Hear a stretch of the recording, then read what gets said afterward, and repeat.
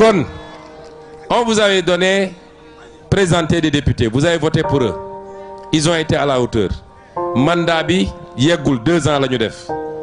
On les a reconduits parce qu'on sait qu'ils vont dignement représenter la région, mais ils vont dignement représenter le Sénégal, au Sénégal et hors du Sénégal. Ñañ ca yokk aussi pour qu'ils viennent compléter, que ce soit ma jumelle Ousmane wala Awa, ñoom ñëpp, je ne doute pas qu'elles seront d'excellentes députées qui représenteront la région à l'Assemblée nationale. Mais nag, l'enjeu dépasse ça. Quelqu'un l'a dit ici, dafa am des acteurs politiques yoo xam ne pendant des décennies on leur a confié ce pays. Ils l'ont mis dans un gouffre, ils ont pillé le pays, ils ont ruiné le pays, ils ont préféré les intérêts étrangers aux intérêts sénégalais. Ñooñu bëgguñu seulement ñu ne ils ont perdu l'élection, mais dañu bëgg suñu génnee ci élection bi leur score sera tellement ridicule que beneen élection buy ñëw duñu ñeme ñëw réclamer le suffrage des Sénégalais. Et c'est pourquoi il faut sortir massivement voter. Massivement, c'est important. Nous voulons avoir ici à Ziguinchor, parce que ñeneen ñi dama leen fixé ay 70% parce que damay xool nu mu demee. Mais fii je veux minimum 90 à 95%. Dans toute la région, nous voulons au moins 90 à 95%. Est-ce que vous me garantissez ça? Kon lii mooy enjeu élection bi, et suñ ko defee on aura donné au président Diomaye les moyens de gouverner. On m'aura donné, moi en tant que Premier ministre du Sénégal, les moyens de dérouler le programme. En ce moment, tout ce que j'ai lu ici, dans 4 ans et demi, ñu war a dem ci élection, je reviendrai ici et je vous dirai est-ce que am na luñ ci def lu am solo ou pas, et vous apprécierez. C'est comme ça que fonctionne la démocratie. J'avais oublié un point. Quand je parlais de la question de la paix, yéen ñëpp dégg ngeen temps yi un livre bu ñu bind ñu ne c'est une Française qui a écrit ça. On en a discuté avec le président Diomaye. Ce livre-là, personne n'en fera la promotion ici au Sénégal. Si cette Française veut écrire, elle n'a qu'à aller écrire sur la Corse qui demande son indépendance à la France. Elle n'a qu'à aller écrire sur la Nouvelle-Calédonie qui réclame son indépendance, mais elle n'a pas à écrire sur le Sénégal. Et je veux dire à la France, je ne sais pas qu'est-ce qu'il y a derrière cette affaire. Parce que la France avait témoigné dans les années 90 avec Jacques Charpy en clarifiant la question de l'appartenance totale et intégrante de la Casamance au Sénégal. Maintenant qu'il y a un régime, comme je l'ai toujours dit, qui n'est pas anti-français, qui est pro-sénégalais, simplement. Mais je voudrais mettre en garde également, parce qu'il y a des apprentis politiciens yu jàpp ni ci problème mu Casamance bi la ñu war a defee seen politique. Je veux les mettre en garde. Am na ñu taxaw ne am na tel général, c'est parce que dafa doon def liggéey bu baax en Casamance moo tax ñu sanctionné ko patati patata. Di def allusion que Ousmane Sonko, puisqu'il est originaire de la Casamance, il veut affaiblir l'armée pour que les gens qui sont là-bas puissent reprendre de la force. Bu dee am nañu fit, on a pris toutes les dispositions. Les questions qui relèvent de la sécurité nationale duñ ko fowee. Bu dee ñoom am nañu fit, nañu génnaat ñu wax lu mel noonu. Ñu xool ndax ils n'iront pas en prison.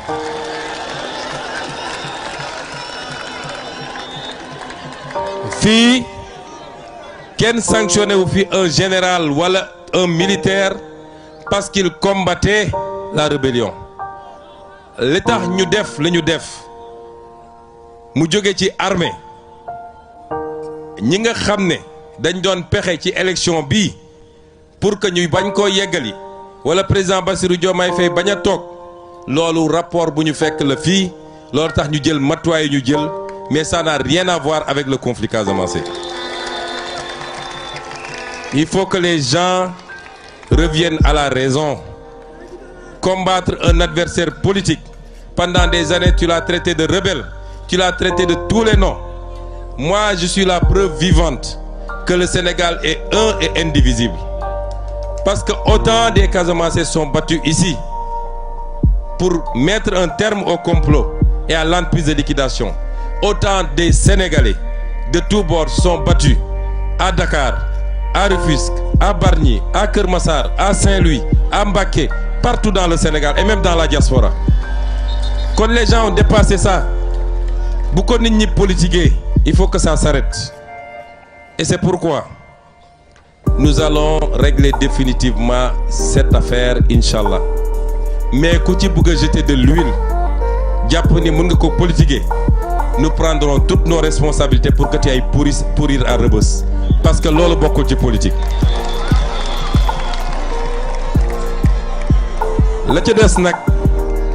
Moi, vous savez ce qui nous attend. Ce qui nous attend, c'est les élections législatives. Je vous avais présenté des candidats. Est-ce que Guy Marius Sagna a été un bon député? Est-ce qu'il a été un bon député au Sénégal? Est-ce qu'il a été un bon député à la CEDEAO? Est-ce que si vous aviez voté à 40% pour lui, est-ce que vous n'allez pas voter à 100% pour lui cette année?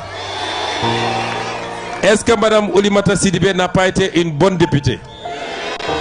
Est-ce qu'elle ne vous a pas bien représenté? Est-ce que M. Bakary Diédhiou n'a pas été un bon député? Est-ce que Alphonse Sambou a été un bon député?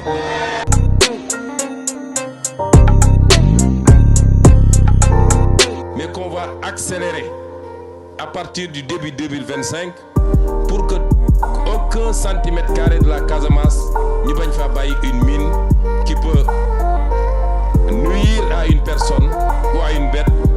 L'ODIEP doit régler définitivement. Nous accompagnons les populations pour nous délouer dans leur village. C'est pourquoi pour cette année, dans le plan Diomaye pour le Sénégal, on a déjà débloqué une enveloppe de 15 milliards. C'est uniquement pour accompagner. Parce qu'il faut reconstruire les écoles, il faut remettre des forages, etc. Et l'année prochaine, nous donnons notre premier budget. Parce qu'actuellement, on est en train d'accompagner et de finir le budget. On va provisionner une enveloppe consistante avec l'ANRAC comme maître d'œuvre délégué, avec l'ANRAC comme superviseur et avec l'armée comme maître délégué pour que nous fassions les infrastructures, les pistes, les routes, les forages, l'éclairage, tout ce qu'il faut pour que les gens puissent rentrer chez eux et commencer à travailler comme ils le faisaient. Mais quand je parle de paix, je veux qu'on nous comprenne. La paix n'est pas encore définitive en Casamance. Tant qu'il y aura des groupes, nous touti, qui ont encore des armes et qui sont dans telle ou telle portion du territoire ou dans les pays environnants, la paix n'est pas acquise. La paix, moi, képp ku yoron ngànnaay ñu waxtaan ak yow ba nga génn déposer ko dans un consensus boo xam ne y a ni vainqueur ni vaincu. C'est le Sénégal qui gagne parce qu'il n'est plus question qu'un seul fils de ce pays perde la vie, moi xam du côté de l'armée, moi xam de l'autre côté. Il faut qu'on en finisse. Et c'est pourquoi je rends un vibrant hommage à l'armée nationale du Sénégal qui, pendant des années, a veillé à ce que l'intégrité territoriale soit sauve. Armée Bobu, soxlaatuñu ko pour ñu jàkkaarloo entre Sénégalais. Nous avons d'autres priorités en matière de sécurité. Xam ngeen insécurité bu am dans toute la sous-région. Aujourd'hui, la priorité c'est l'est du Sénégal. C'est la Falémé pour que nit yu nekk ci yeneen côté bañ a mun a traverser avec des armes pour venir faire du terrorisme au Sénégal. C'est là où on a besoin de notre armée. Et c'est pourquoi en 2019 lors de notre meeting de Bignona, j'avais dit si je suis élu, man maay dem fekki ñi ne ci biir àll bi parce que c'est mes papas, c'est mes neveux, c'est mes cousins, c'est mes frères man maa leen dem fekki jàpp seen loxo génne leen. Nous sommes en train de travailler à ça avec le président Diomaye. dafa am loo xam ne boo koy liggéey doo ko wax ci kaw mais on y travaille et la réceptivité est parfaite des deux côtés. Inch'Allah, nous y arriverons pour que cette affaire ne soit qu'un souvenir, tout douloureux soit-il, mais ñu fàtte ko suul ko jublu ci defar Casamance. Mais je voudrais mettre en garde également parce qu'il y a des apprentis politiciens yu jàpp ni ci problème mu Casamance bi la ñu war a defee seen politique. Je veux les mettre en garde.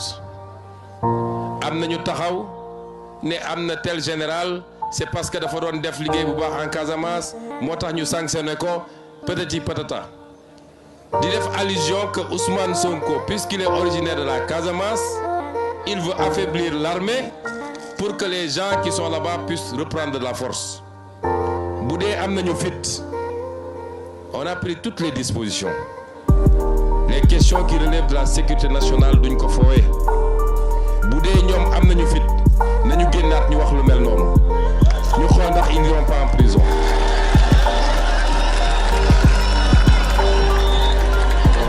fii kenn sanctionné wu fi un général wala un militaire parce qu'il combattait la rébellion. li tax ñu def li ñu def mu jóge ci armée ñi nga xam ne dañ doon pexe ci élection bi pour que ñuy bañ koo yeggali wala président Bassirou Diomaye Faye bañ a toog loolu rapport bu ñu fekk la fii loolu tax ñu jël matuwaay ñu jël mais ça n'a rien à voir avec le conflit casamançais. damay laal kër yi. kër yi. partager. commenter positivement. merci. Aïka kaa boo munti am régler sa kaa Aïka jëlee la aéroport indi la aéroport Aïka. Aïcar adresse Ouest Foire en face direction des impôts et domaines. Téléphone 33 865 30 32. Aïka Aïka